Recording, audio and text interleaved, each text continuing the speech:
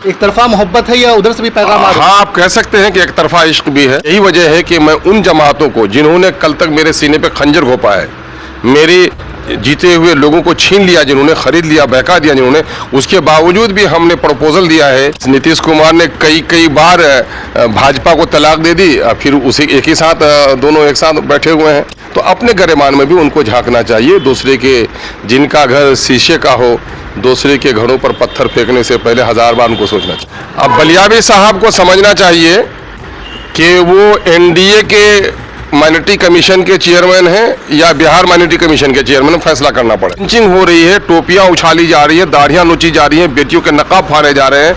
रणनीति होगी कि अब मुसलमानों के लिए कड़ों और मरों की लड़ाई लड़ने की जरूरत है। इल्जाम लगे कि आप भड़काने की कोशिश कर रहे हैं। बिल्कुल नहीं, भड़काने की कोशिश का क्या मामला है? कह रहा है कि अब्दुल पंक्चर बना रहा है, खुद मोदी कह रहे हैं, और वो अब्दुल मरे तो क्या कब्रिस्तान में भी सोने का उसको हक नहीं होगा? दोस्तों, मैं रज़ी अहमद, तो आप देख रहे हैं वॉइस इंडिया 24/7। इस वक्त हमारे साथ मौजूद है एमआईएम बिहार प्रदेश के अध्यक्ष अख्तर इमाम साहब, विधायक भी हैं।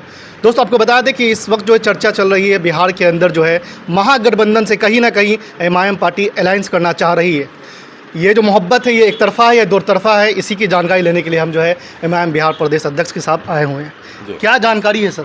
एक तरफा मोहब्बत है या उधर से भी पैगाम आ रहा है? हाँ, आप कह सकते हैं कि एक तरफा इश्क भी है, लेकिन ये इश्क की बुनियाद क्या है ये समझना चाहिए। मुझे अपने ओहदे से, अपनी कुर्सी से प्यार नहीं है। मैंने हमेशा मुल्क के आइन का एहतराम किया है और मुल्क में सेकुलरिज्म को और समाजवाद को स्थापित करने की कोशिश हमेशा से की है। और आज बिहार के सामने में जो सबसे बड़ा मसला है, एक तरफ सांप्रदायिकता की लहर चल रही है और दूसरी तरफ सेकुलर वोटों में बिखराव है। इसलिए सांप्रदायिक शक्तियों को कमज़ोर किया जाए बिहार में। यही वजह है कि मैं उन जमातों को जिन्होंने कल तक मेरे सीने पे खंजर घोंपा है, मेरे जीते हुए लोगों को छीन लिया, जिन्होंने खरीद लिया, बहका दिया जिन्होंने, उसके बावजूद भी हमने प्रपोजल दिया है कि आने वाले दिनों में सेकुलर वोटों के बिखराव से जो नुकसान हुआ है उससे बड़ा नुकसान होने वाला है। इसलिए बिहार के तमाम तर सेकुलर वोटों को मुत्तहिद कीजिए ताकि दलितों का, पिछड़ों का, वंचितों का, अक़लियतों का भला हो सके। यही वजह है कि हमने ये प्रपोजल दिया है। अब सेकुलरिज्म से, समाजवाद से, शांति और सौहार्द से किनको प्रेम है, मैंने अपने प्रेम का उसूली तौर पर इजहार किया है। अब उन पार्टियों की जिम्मेदारी है जो अपने आप को बड़े कहते हैं कि वो इस मामले में अपना फैसला करें। जब से ये सामने आया है, नेशनल न्यूज़ और तमाम न्यूज़ प्लेटफॉर्म पे चल रहा है, उसके बाद से कहीं ना कहीं है लोग अपने अपने तरह से सियासी बयान दे रहे हैं। इस बीच आपको बता दें कि भाजपा के प्रदेश अध्यक्ष जो है वो एएनआई को बाइट देते हुए उन्होंने कहा आपके बारे में कि जिन्होंने आपके 4 विधायकों को तोड़ा, आप फिर उन्हीं के द्वार पे जा रहे हैं फिर से बेइज्जती कराने के लिए। हाँ, नहीं, ये बेइज्जती कराने के लिए वो तो पहले वो अपना झाँक के देखा। जिस नीतीश कुमार ने कई बार भाजपा को तलाक दे दी, फिर उसे एक ही साथ दोनों एक साथ बैठे हुए हैं। तो अपने गरेमान में भी उनको झांकना चाहिए। दूसरे के जिनका घर शीशे का हो, दूसरे के घरों पर पत्थर फेंकने से पहले 1000 बार उनको सोचना चाहिए। देखा जा रहा है सर कि पिछले कई दिनों से छपड़ा हो या कहीं मॉब लिंचिंग की घटनाएं बढ़ रही है और जिस तरह से होनी चाहिए कार्रवाई, कहीं ना कहीं ढिलाई देखने को मिल रहा है। अल्पसंख्यक आयोग के अध्यक्ष बने हैं बलियावी साहब, क्या कहना है इस बारे में? अब बलियावी साहब को समझना चाहिए कि वो एनडीए के माइनॉरिटी कमीशन के चेयरमैन हैं या बिहार माइनॉरिटी कमीशन के चेयरमैन, फैसला करना पड़ेगा।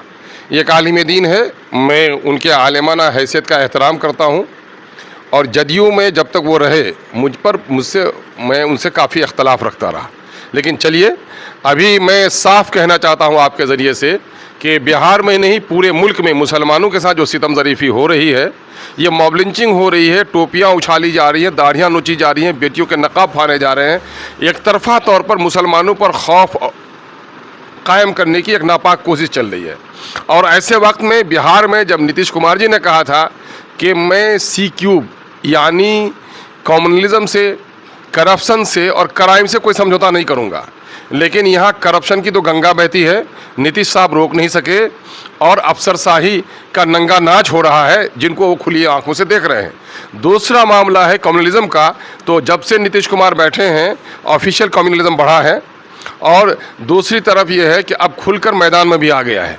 पिछले दिनों में बिहार के पुरअमन इलाके में जो सौहार्द, जो महावीर की धरती रही है, गौतम बुद्ध जी की धरती रही है, सूफी मुनैर के मोहब्बत के पैगाम की धरती रही है, वहाँ पर मुसलमानों को चुन चुन कर निशाना बनाया जा रहा है, दलितों को निशाना बनाया जा रहा है और चुप बैठे हुए हैं सारे लोग।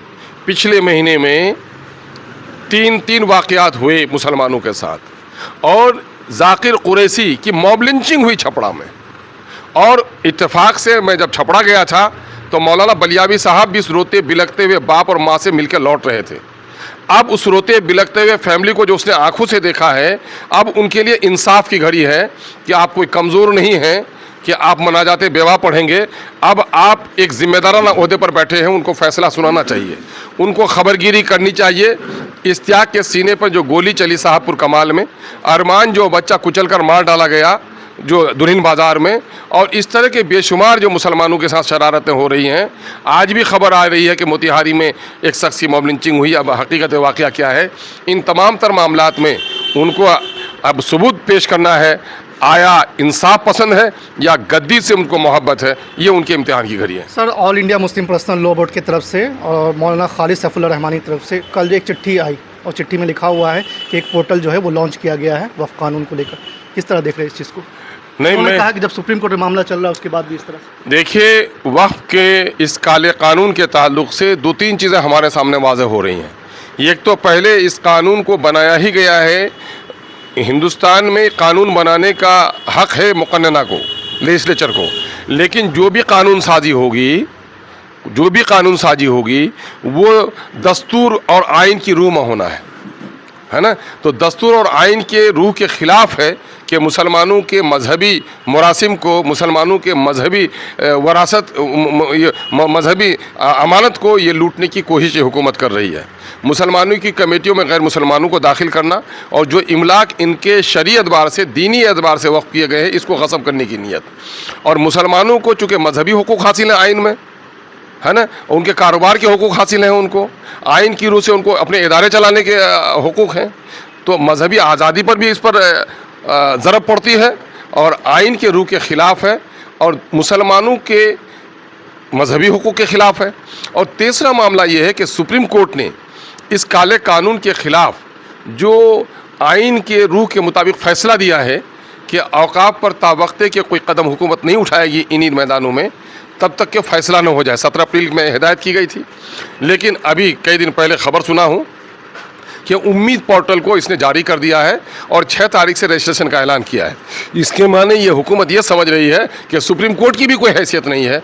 अब वक्त आ गया है कि देशवासी उठें, आया ये डिक्टेटरशिप है या डेमोक्रेसी है, डेमोक्रेट है या डिक्टेटर है मिस्टर मोदी, ये फैसला करने की घड़ी आई है। सर, आगे क्या रणनीति होगी? आगे ये रणनीति होगी कि अब मुसलमानों के लिए कड़ों और मरों की लड़ाई लड़ने की ज़रूरत है।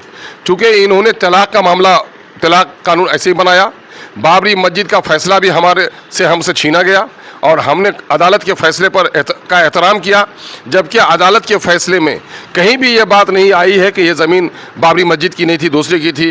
कहीं से भी ये सबूत नहीं मिला है कि यहाँ मंदिर था। आप पे इल्ज़ाम लगे कि आप भड़काने की कोशिश कर रहे हैं। बिल्कुल नहीं, भड़काने की कोशिश का क्या मामला है।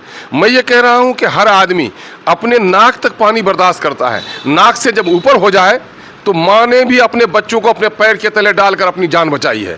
तो अब तो मैं समझता हूँ कि जो मुसलमान ज़िंदगी में चैन से नहीं जी पा रहा है, दाढ़ियाँ टोपियाँ नोची जा रही हैं, बेटियों की आबरू लुट रही है, नौजवानों के सीने पे गोलियाँ चला रही हैं, पुलिस की वर्दी पहना हुआ आदमी नाम पूछकर गोली चला रहा है, और ऐसे वक्त में जबकि मुसलमान फुटपाथ पर ज़िंदगी गुजार रहा है और कह रहा है कि अब्दुल पंक्चर बना रहा है, खुद मोदी कह रहे हैं, और वो अब्दुल मरे तो क्या कब्रिस्तान में भी सोने का उसको हक नहीं होगा। ये औकाफ का मामला मामूली नहीं है। मुसलमानों को भी समझना चाहिए कि अगर औकाफ के जरिए कब्रिस्तान उनको मुयस्सर नहीं होते तो आज तो भले ही वो मांग कर किसी के फुटपाथ पे सो जाते हो, दरवाजे पे सो जाते हो, दफनाने की उनको जगह भी नहीं होती। ये वक्फ की जायदाद मुसलमानों की जायदाद है, वक्फ की जायदाद हमारी मजहबी जायदाद है, और औकाफ के सिलसिले में ये कानून लाए हैं। तो हिंदू न्यास परिषद के ताल्लुक से जो उनके दूसरी समितियां हैं साउथ में, जो हमारे बहुत सारे मनादिर हैं, उस मनादिर की जो प्रॉपर्टी है उनके ताल्लुक से भी फैसला लाना चाहिए। इक्वलिटी बिफोर लॉ का मतलब होता है कि कानून के नज़र में सब बराबर हों, तो सबके लिए कानून लाइए ना। मजहबी इबादत खानों के ताल्लुक से और मजहबी वरासत के ताल्लुक से, मजहबी ज़मीन जायदाद के ताल्लुक से सबके लिए कॉमन कानून लेके आ जाइए, तो फिर किसी को दिक्कत नहीं होगी। तो दोस्तों, आप सुन रहे थे इमाम बिहार प्रदेश सदर अख्तुल ईमान को। उन्होंने अपनी तमाम बातों का जवाब दिया, तमाम आरोप का भी जवाब दिया। उन्होंने बताया कि मोहब्बत एक तरफा ही है, लेकिन हम लोग प्रयास कर रहे हैं कि सेकुलर जो वोट है वो बिखरे ना। आपकी क्या राय है इस बारे में? अपनी राय कमेंट बॉक्स में ज़रूर बताएं।